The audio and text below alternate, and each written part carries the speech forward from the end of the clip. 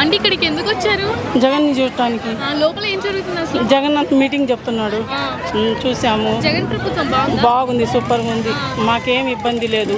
చాలా మంది బీదోళ్ళకు చాలా ఆదుకుంటున్నాడు, చాలా బాగా చేస్తున్నాడు. ఇన్ని సంవత్సరాలు చంద్రబాబు నాయుడు వచ్చి ఏం చేయకపోయినా జగన్ బాగా చేస్తున్నాడు. మళ్ళీ మళ్ళీ ఆయనే రావాలని మేము మనస్ఫూర్తిగా కోరుకుంటున్నాం. అందుతాయి.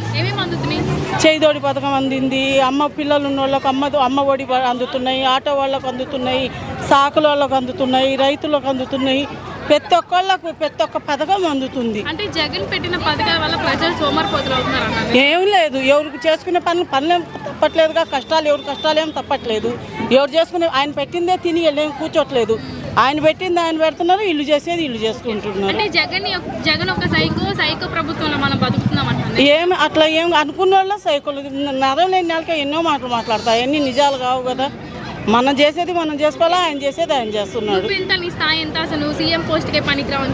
వాళ్ళ స్థాయి వాళ్ళు తెలుసుకోవాలి కదా. ఎవరు ఈపు వాళ్ళకి గాని రాదు, మన ముఖమే మనకు గాని వచ్చింది.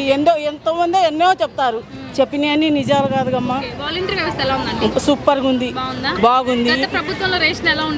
ఒక స్టోర్కి వెళ్ళి తెచ్చుకునే వాళ్ళం, ఇప్పుడు ఇళ్ళ ముందుకి వచ్చి బండి కాడికి వచ్చి ఇచ్చిపోతున్నారు. పర్వాలేదు, బాగానే ఉండే బియ్యం బాగుండే, కందిపప్పు బాగుండే, అన్ని బాగుండేవి. పింఛన్ వాళ్ళు ముసలోళ్ళు తెచ్చుకోలేని వాళ్ళు ఉంటారు, ఇళ్ళకి వచ్చి వచ్చేటోళ్ళకు ఇంటికి వచ్చి తలుపు కొట్టేలా ఇస్తున్నారు. ఒంటరి మహిళలకు ఇప్పుడు 750 వస్తున్నాయి. రేపు జనవరి నుంచి 3000 చేస్తాడు. మళ్ళీ ప్రభుత్వం వస్తే ఎంత చేస్తాడో మనకు తెలియదు. మరి ఇప్పుడు విద్యా వ్యవస్థ ఎలా ఉందంటారు? స్కూల్లో బాగుంది, చాలా బాగుంది. పిల్లలు చదువుకోవటం కానీ, వాళ్ళ యూనిఫామ్లు కానీ, సొక్కాలుగా బట్టలు కానీ, పిల్లలకు ఒక మేనమామలాగా అన్నీ చేస్తున్నాడు. జగన్ ప్రభుత్వమే రావాలా, జగనే రావాలి. చాలా బాగుంది.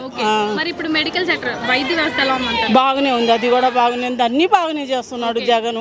మేము మనస్ఫూర్తిగా కోరుకుంటున్నాం జగన్ అన్నే రావాలా, మరీ రావాలా. 170 సీట్లు వస్తాయి. ఏమో అదంతా దేవుడు కృప, మనం చెప్పలేము కదా.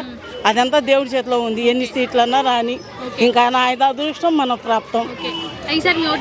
జగన్కే. జై జగన్.